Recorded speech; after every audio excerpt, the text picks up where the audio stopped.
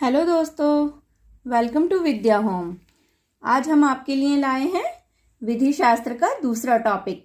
विधि शास्त्र की प्रकृति और शाखाएं क्या हैं। तो चलिए जानते हैं विधि शास्त्र की प्रकृति और शाखाएं। तो सबसे पहले जानेंगे विधि शास्त्र क्या है। विधि शास्त्र के बुनियादी सिद्धांतों का अध्ययन ही विधि शास्त्र है।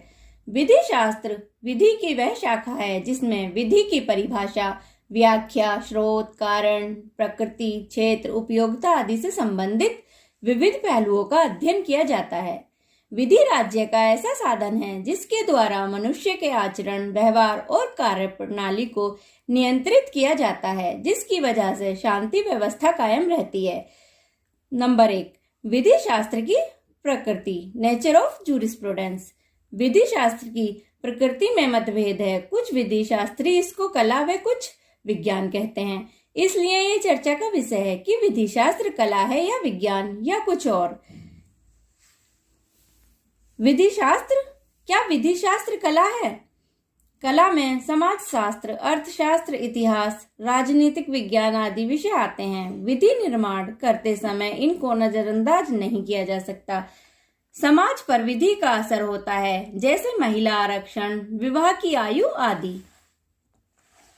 इतिहास में अध्ययन करते हैं कि विधि का विकास कैसे हुआ, विधि की कमियों में सुधार कैसे हुआ आदि। अर्थशास्त्र का भी विधि पर असर होता है, जैसे विधि का व्यापार, मजदूरों, महिलाओं व बाल मजदूरों पर असर आदि। राजनीतिक विज्ञान पर भी विधि का असर होता है, जैसे विधि में व्यक्ति के अधिकार व कर्तव्य पर असर आदि। नंबर 2, क्या विधि शास्त्र विज्ञान है? किसी वस्तु का क्रमबद्ध ज्ञान ही विज्ञान है। आमतौर से सामाजिक विज्ञान के विषयों को विज्ञान के समूह में नहीं रखा जाता, क्योंकि इसका अध्ययन भौतिक विज्ञान की तरह नहीं होता। परंतु व्यापक नजरिए से देखा जाए तो क्रमिक अध्ययन करने वाले हर एक विषय को विज्ञान कहा जा सकता है, चाहे वे भौतिक विषयों से संबंधित हो या सामाजिक विषयों से। हॉलैंड के अनुसार विधि शास्त्र औपचारिक, फॉर्मल या विश्लेषणात्मक विज्ञान है, भौतिक नहीं। यह विभिन्न देशों की विधियों का अध्ययन गहराई से नहीं करता, बल्कि उनके बाह्य आकार मात्र का अध्ययन करता है, जो विभिन्न देशों के विधानों में समान रूप से मौजूद होती हैं। इसको विज्ञान इसलिए कहा जाता है क्योंकि विधि शास्त्र एक क्रमबद्ध ज्ञान की शाखा के अंतर्गत विभिन्न देशों के विधानों के आदर्श सिद्धांतों व धारणाओं को अपने अंदर शामिल करता है। इसी कारण विधि शास्त्र को विधि का विज्ञान कहा जाता है।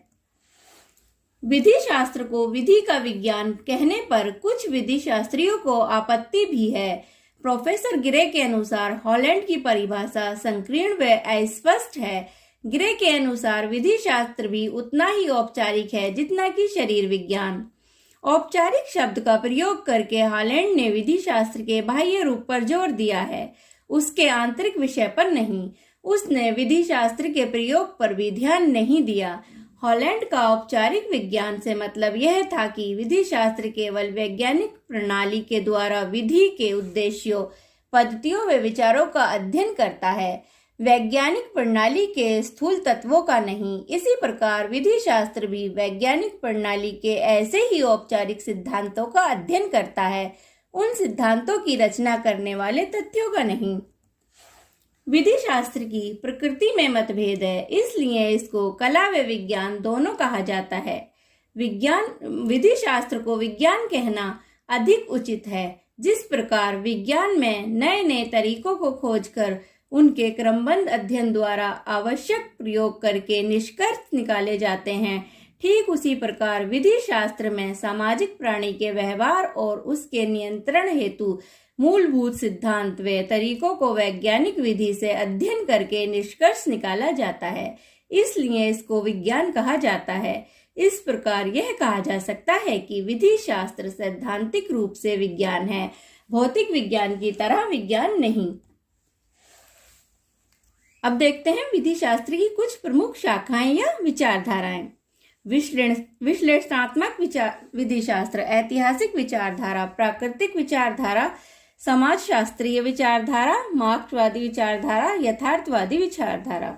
दोस्तों, विधि के विषय से संबंधित वीडियो और important notes and question bank के लिए नीचे दिए लिंक पर विजिट करें www.vidyahome.com। Thank you guys.